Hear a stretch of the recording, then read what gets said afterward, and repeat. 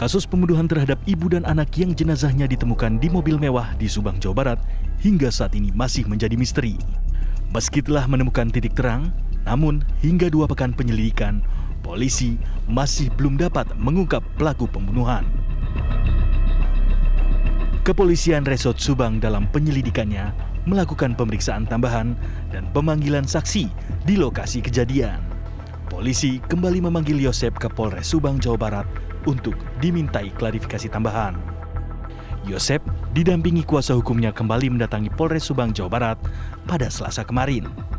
Setelah dilakukan pemeriksaan tambahan di lokasi kejadian di Ciseuti Jalan Cagak, Subang, Jawa Barat pada hari Senin sore lalu.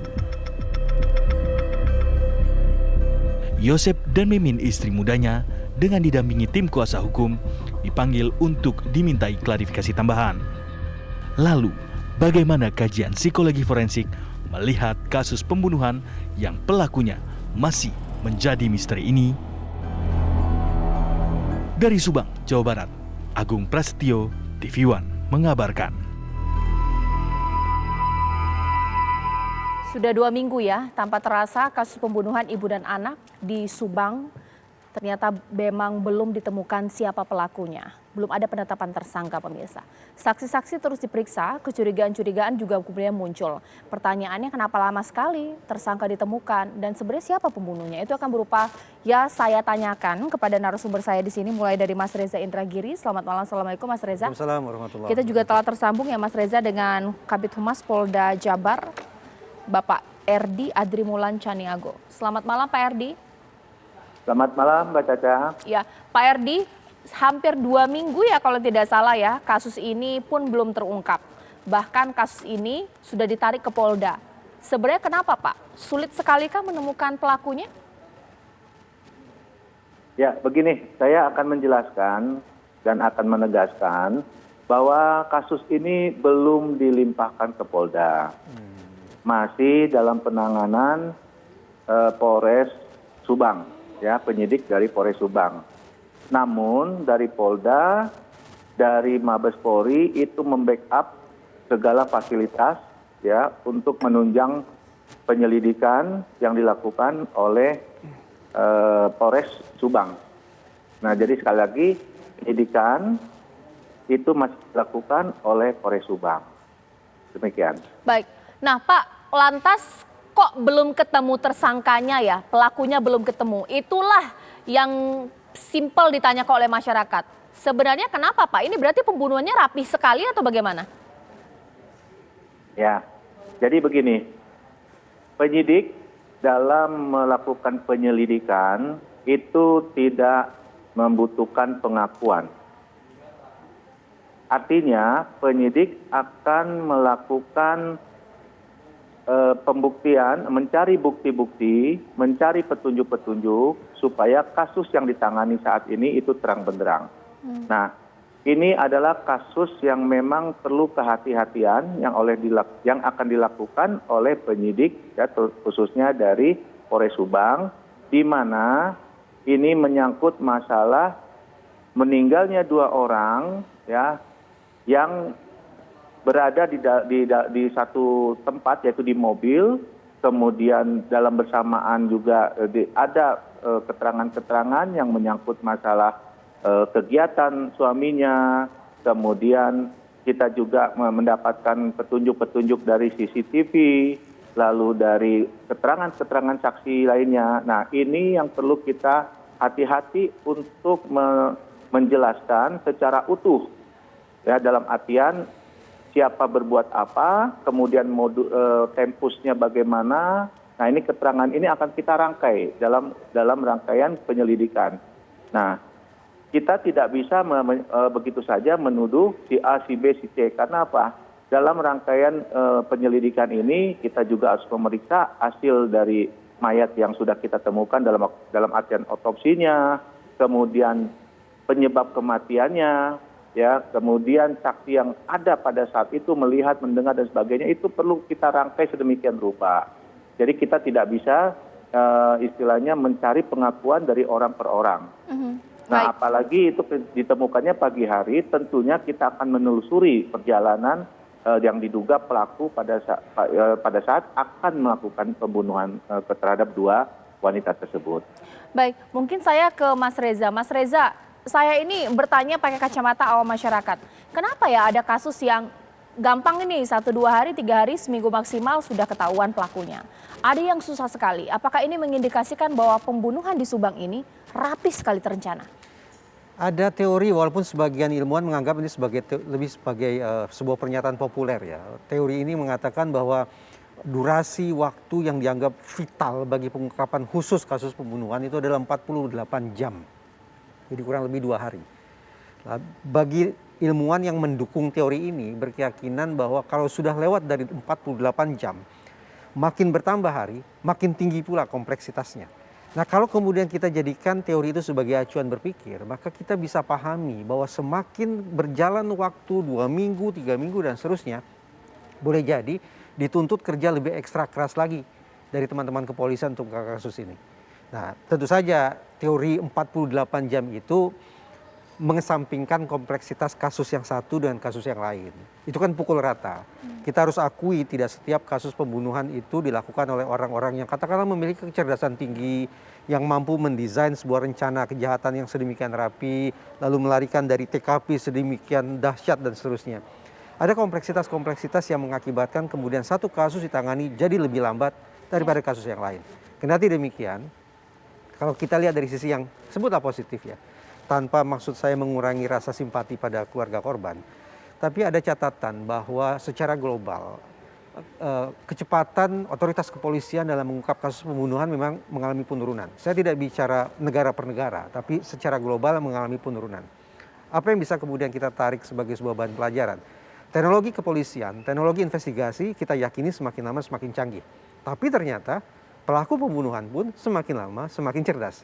Yang mengakibatkan seolah-olah berpacu dan mengakibatkan ujungnya adalah kemampuan atau kecepatan otoritas kepolisian mengungkap kasus pembunuhan memang mengalami penurunan.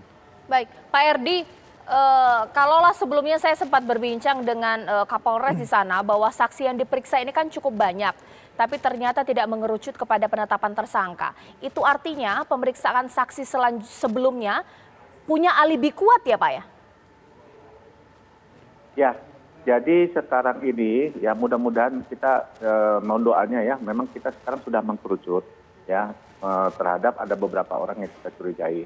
Namun kembali lagi bahwa kita sekarang tidak mengejar pengakuan. Karena ini kan berkaitan diduga kematian itu adalah dalam situasi yang gelap. Lalu pagi-pagi sudah kita temukan.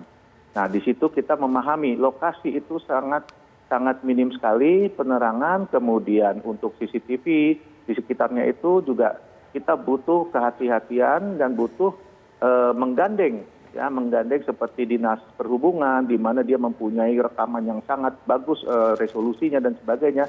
Ini kita butuh. Nah, proses tersebut itu kan harus dianalisa. Begitu juga untuk gadget-gadget yang merupakan pembuktian di dalam kategori digitalisasi. Nah, ini yang perlu kita hati-hatian.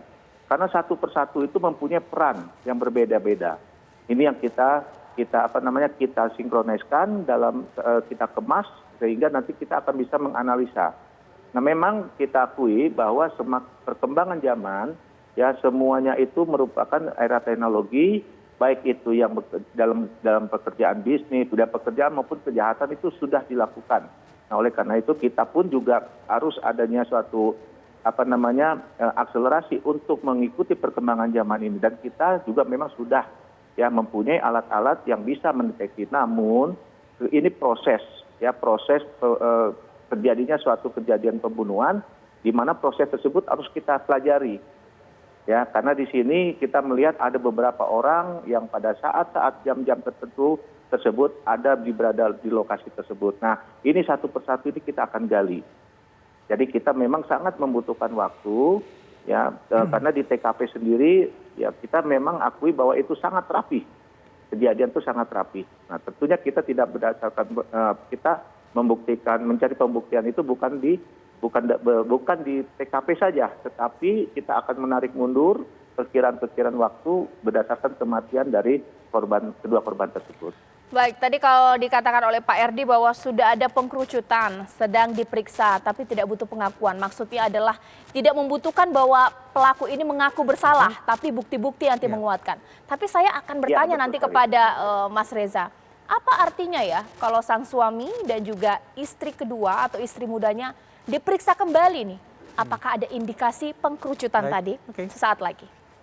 Pastinya kita bukan untuk menuduh ya, tapi mungkin publik bertanya-tanya di sini Mas Reza, kenapa ya ada saksi yang memang harus diperiksa ulang oleh penyidik? Apakah sudah mengarah kepada pengkerucutan orang yang sudah diduga atau untuk menambahkan bukti untuk terduga lain? Normatif kita bisa katakan untuk apa sih takut kalau kita benar? Biasanya yang takut orang salah gitu. Tapi ternyata realitasnya tidak sesederhana itu. Jujur saja, siapa sih yang suka dipanggil ke kantor polisi? Jujur saja, tidak ada ya. Jadi orang yang tidak bersalah sekalipun, orang yang tidak ada sangkut pautnya sekalipun ketika menerima panggilan apalagi surat dalam rangka pemeriksaan, itu interpretasinya sudah kemana-mana. Rasa ketakutannya, degup jantungnya sudah bertambah sekian kali lipat. Nah, dalam kondisi yang stressful macam itu, saya menimpali Pak Erdi. Kalau tadi Pak Erdi mengatakan bahwa proses hukum kita tidak bertumpu pada adanya pengakuan. Dalam Khazanah Psikologi Forensik kalimatnya adalah proses hukum jangan mengandalkan keterangan saksi. Kenapa? Karena keterangan saksi itu gampang terdistorsi, belok kanan belok kiri, dan gampang terfragmentasi. Jadi pecah belah. Seiring meningginya stres, seiring jangka waktu antara kejadian dengan pemeriksaan semakin panjang, proses distorsi dan fragmentasinya juga semakin parah. Apa yang ingin saya katakan? Ketika seseorang dipanggil ulang untuk diperiksa ulang, dilakukan BAP tambahan dan seterusnya, boleh jadi karena ada kesan kesimpang siuran keterangan dari orang yang diperiksa ini. Kesimpang siuran yang tadi saya katakan sebagai terdistorsi dan terfragmentasi. Kita, bahkan termasuk hasil riset otoritas kepolisian, petugas kepolisian, ketika menyimak adanya sebuah keterangan yang tidak sinkron satu sama lain, yang terfragmentasi di sini, yang distorsi di sana, itu mungkin akan memunculkan dugaan jangan-jangan ini orangnya. Nah, untuk memastikan bahwa dugaan itu bisa diuji kembali, maka orang bersangkutan dipanggil kembali. Kalau saya mungkin kalau sering nonton film gitu ya, bukannya sangat simpel untuk menemukan siapa pembunuhnya, sidik jari siapa yang ada di tubuh korban pastinya. Nah, ini bagaimana? Bisa tidak sih mengarah kepada itu, sesimpel itu kah atau mungkin rumit? Bahkan DNA pun bisa berserak di mana saja ya. Kalau sidik jari kan relatif barang lama. Kalau DNA bisa berserak di mana saja. Nah, soalannya adalah, saya tidak tahu teman-teman kepolisian bisa menjawab. Itu TKP steril atau tidak? Yang ingin saya katakan, misalnya kejadian jam A, kemudian datang orang pertama kali pada jam B, itu berapa waktu? Dan berapa lama yang dihabiskan oleh orang tersebut di TKP? Yang mengakibatkan barangkali TKP tidak lagi istilahnya, tidak lagi perawan. Dalam pengertian tidak lagi steril. Sudah rusak di sana-sini. Sudah pindah tempat, sudah mengalami perubahan bentuk, atau bahkan mungkin hilang. Nah, kalau kemudian TKP sudah mengalami, sebutlah manipulasi sedemikian rupa, maka kita bisa paham kalau kemudian kerja investigasinya juga semakin rumit. Baik, Pak Erdi, kan sudah banyak keterangan-keterangan yang bisa dijadikan penambah kepolisian untuk menemukan pelakunya. Mulai dari ada saksi yang melihat memundurkan mobil pada pukul 6 pagi, ada ditemukannya juga barang bukti sepatu berwarna putih. Nah, kalau misalnya dilihat seperti ini, tapi publik juga penasaran, korban ini meninggal dunia karena dipukul, dicekik atau bagaimana, Pak? Ya, saya sampaikan ya di sini bahwa kematian korban tersebut itu meninggal karena akibat benturan benda tumpul. Nah, namun untuk kelengkapan secara detailnya itu nanti biarlah penyidik yang akan menyimpulkan berdasarkan hasil dari otopsi. Seperti itu. Nah, kalau kita berbicara melihat dengan adegan-adegan film yang sudah kita lihat selama ini, investigasi dan sebagainya, ya ini tidak semudah apa yang kita lakukan di lapangan. Karena namanya film kan berdurasi yang dibatasi sehingga pengungkapan cepat. Nah, ini tapi tahapan-tahapan itu kita sudah dan akan kita lakukan saat ini, tahapan-tahapan penyelidikan, baik secara konvensional maupun secara digital. Nah, ini kita lakukan. Nah, tentunya dengan adanya ya seperti yang disampaikan narasumber yang lain ini, yang Bapak narasumber di depan kita ini, memang ada juga keterangan-keterangan yang berbelit-belit, yang tidak sinkron, sehingga kita terus menggali lagi. Ya, menggali lagi. Memang wajar ketika kita dipanggil polisi, walaupun hanya minta keterangan, ya ketakutan ada. Mungkin pada saat itu ada yang menyampaikan secara murni, atau juga menyampaikan secara istilahnya hanya mengada-ngada. Itu pun butuh kesabaran kita, penyidik, untuk terus menggali. Ya.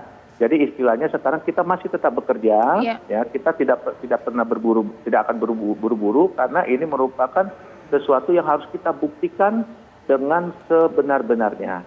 Demikian. Baik, terima kasih Pak Erdi Adrimulan Caniago, Kabitumas Polda Jabar, dan juga terima kasih Mas Reza. Kita harapkan segera terungkaplah karena publik sama dengan polisi penasaran ini pasti siapa pelaku. Tapi juga jangan dipaksakan. Bagaimana? Kalau memang kasusnya tidak bisa diungkap, jangan dipaksakan harus ada orang yang kemudian ditetapkan sebagai tersangka. Itu juga tidak Tetap fair harus ada memang. alat bukti yang kuat untuk penetapan tersangka ini. Terima kasih Mas Reza.